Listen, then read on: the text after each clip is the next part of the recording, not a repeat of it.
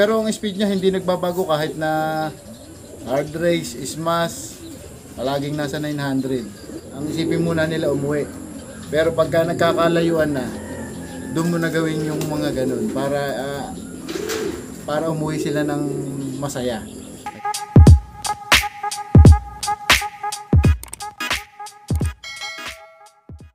Yon magandang araw sa inyo mga kaibon. Nagbabalik ang One Not True Vlogs, and for today's video, nandito naman tayo ngayon sa Halahala, Rizal, at may isang malupit na pigeon puncher na naman tayong nabisita. Kung siyang makilala at makita, tara samahan nyo, let's go.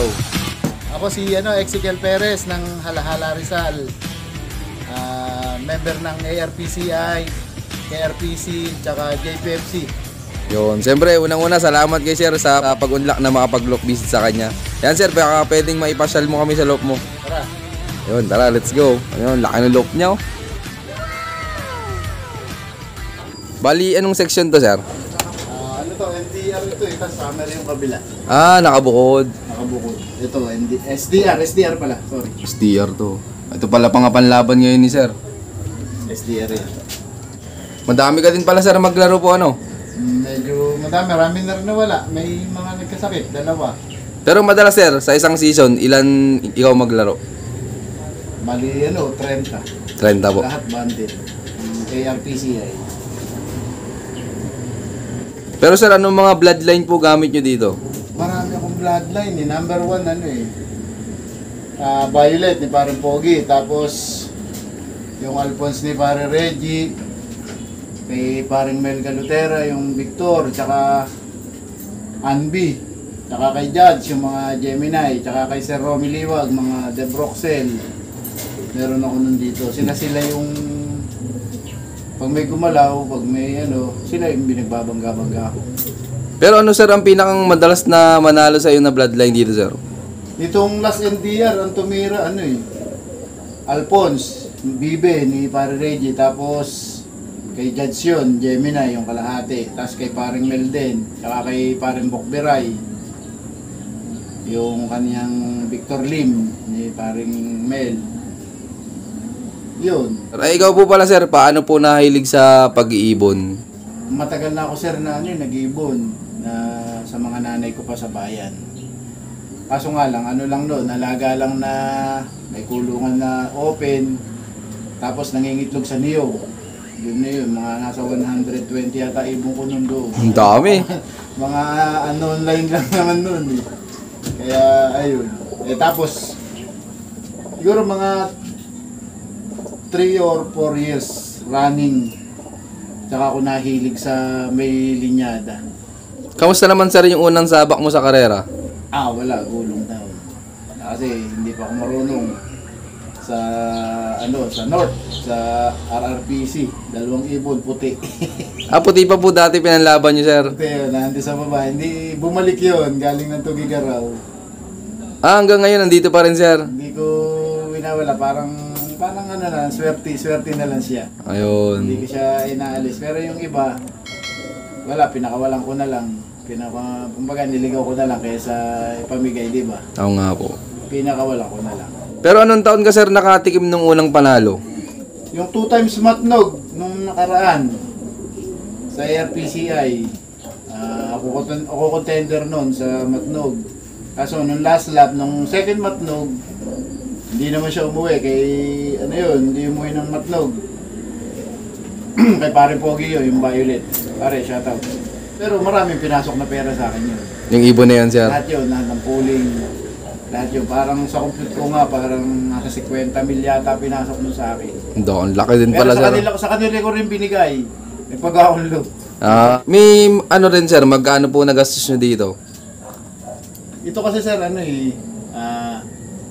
binili ko lang sa junk shop, ang totoo niya. Yung iba nito, parang 5%, binili ko sa hardware. Yung kasi kapitbahay ko may ari ng junk shop. Opo. Kaya yung mura niyang nakukuha sa mga kontrata niya, halos ino-offer niya kagad sa akin. Para kasi nga, minsan nakakainuman ko, nagkikwento ko na papag-akulong. Kaya sinuportahan naman ako ng Sir Lawrence. Doon pala nagsimula ito mga kaibon, na uti-uti nyo, ang ganda. Pwede masilip sa taas to sir? Pwede, sir. Yan. Silipin natin sa taas yung kanyang low.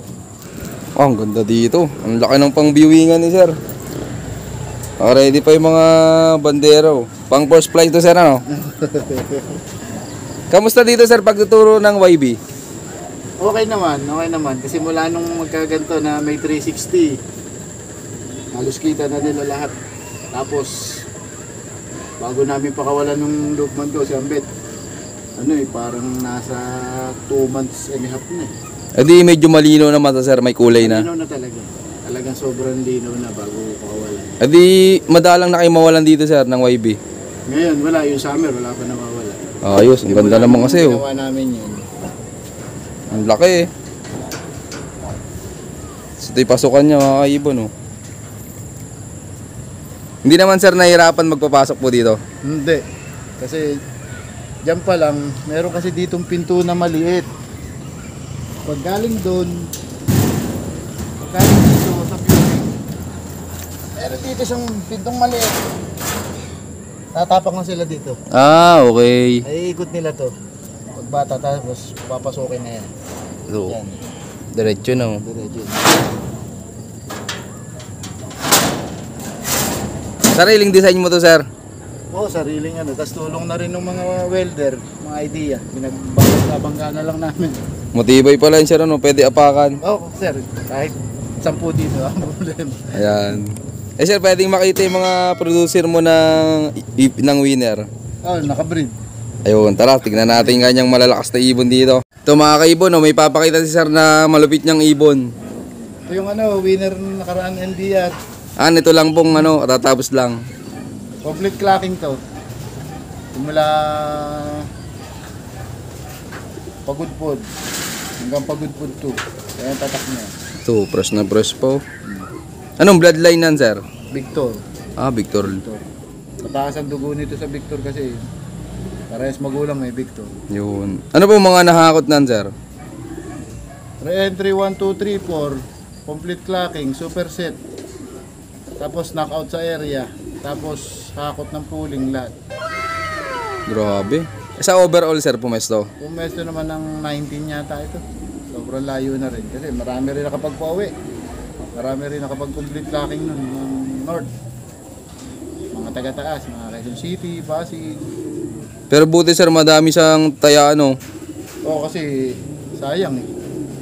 Pagka alam mo na yan, medyo taya mo na lang. Oo nga naman. Kesa sa magsisi sa huli sir, Umuwi man siya, di masaya ka. Ayun. Pero sir, kamusta po yan nung kinakarera mo? Ito nung bali ng first lap na kinakarera ko.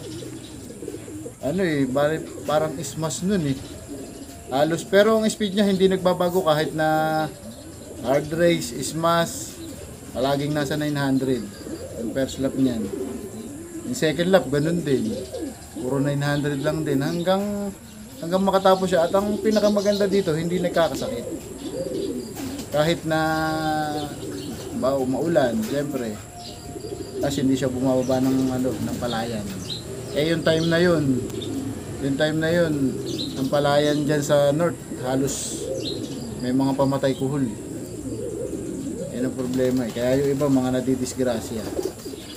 Ito, sa awa naman ng Diyos, hindi siya bumaba. Tsaka yung isa. Ang galing nito. And then sir, ginawa mo ng breeder din? Gagawin kong breeder, kaso naglulugon sir eh. Oo nga. Lugon. Baka hindi na umabot ng north to kasi kompleto na yung team eh. Patatandain ko na lang, halos 1 year. Pwede na. Pero sir, ilan po pala yung umabot nyo ng derby? 3. 3 siya nagkarga ko, yung isa hindi nakauwi.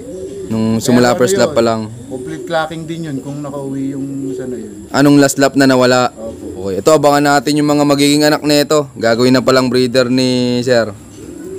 So hindi pa ngayon, iguan ng lugon. Yo. Pangit ng anak nito. Ito isa. Ito, may papakita pa si sir. Ito yung kanyang, ito ba yung loop mo sir? Ito si Lukman ko, si Ambet. Pakilala ka nga boss, para mapasama ka din. Ambet Buena. Nagatanay. Ayan. Okay naman sir, pagiging loopman ni tropa. Hindi, mabait to eh. Kasi, lahat ng nasunod lahat. Yun. Lahat na naging loopman ko, siya yung nasunod sa akin.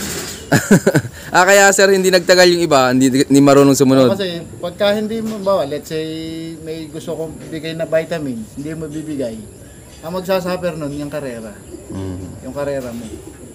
Pero pag naibigay mo yung lahat, everybody happy kung mananalo. Ayun. Diba? Ayos, ayun, shoutout kay Tropa. Magaling pa lang maglukman to, talagang masunodin. Ito yung isa. Ano to? Complete clocking din. Superset. Re-entry 1, 2, 3, 4. Partaker. Area knockout. Partaker. Ang lahi nito, Alphonse. Bibi. Alphonse naman po, no? Ang kalahati nito ay Gemini, kaya siya checkered. Kumbaga yung Gemini po na bloodline nyo dito, talagang ganan yung kulay. Ganito. Ganito ang lumalabas na ano. Ano naman pong gender nan, sir? Hen, parehas. Parehas hen. Paresan po yung nakarang north nyo. Apo. Ano yan, sir? Binigyan nyo po ng kaper? Meron to. Nung nasa karera po. Tuwing anong laps ka, sir, nagbibigay ng kaper? Ano na? Bali 7 laps yun eh. Halos parang nasa na ako.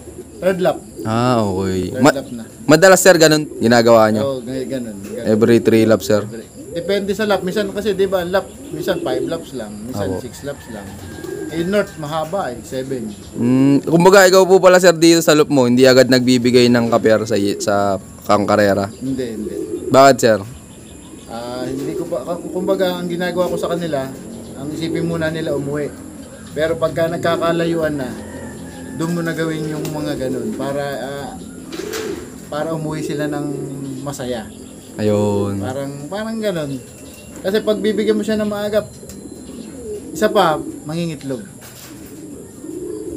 Mangingitlog sila. Dapat timing mo na bilang ka ng 18 days. O ilang laps na lang. Mahirap pa naman, sir, pag inaabot ng itlog yung ibon, ano? Siyempre, yung lakas nila, mababawasan. May na-experience na kayo dito, sir, na ganun? Wala pa naman. Pero may mga ibon din na nangitlog sa truck na nag-overall pa. Hindi sa akin. Okay. Pare ko, yung mga naikukwento sa akin na nag-itlog. Para Reggie, may nangyari ng ganun. Nangitlog sa truck, pero movie pa rin. Nanalo pa. Magagaling na ibon talaga yun. Malakas talagang ibon. Kahit nang itlog na eh. Magaganda ang mga alaga talaga. Yan. Tapos yan, sir, gagawin mo nating breeder. Ito. Ang lolo nito nandito. Nandito pa din po. Pinadala niya para Reggie. Nandyan. Nandun ako. Magko-co-breeding kayo, sir. Opo. Hinintay lang itong mag-base, siguro mga 2 weeks. Base na to. Ayan, ito abangan natin sa susunod na karera yung mga magiging anak nito. Ililipat din pala sa PHA. Yun, shoutout nga pala sa inyong lahat. Maraming salamat syempre sa patuloy yung suporta. At yun, meron ulit tayong pa-shoutout ngayon. Shoutout sa Team Bully ng KRPCI. Yan, from Cainta, Rizal. Shoutout din kay Ron Joe Antiola from Saudi, Riyadh. Shoutout po, sir. Shoutout din kay Sir Rocky Mulon from Biliran Island. Let's go. At shoutout kay Alex Lope Garage. At shoutout kay Sean Domondon. Ayan, may pinapa-shoutout siyang club nila. Shoutout sa club ng NLUPL, Club of La Union. Yan, good luck po sa mga karera. At shoutout din sa Team Annex. At syempre, shoutout kay Landbridge Loop, ang newbie puncher ng Tulay na Lupa, Cam Norte. So yun, maraming salamat sa patuloy yung suporta. Sa mga gusto pang magpa-shoutout, mag-comment lang kayo dyan sa baba. At syempre, makiki-share na rin. At yun, abangan nyo yung part 2 nung napanood nyong video. So yun, keep watching and God bless you all. Thank you.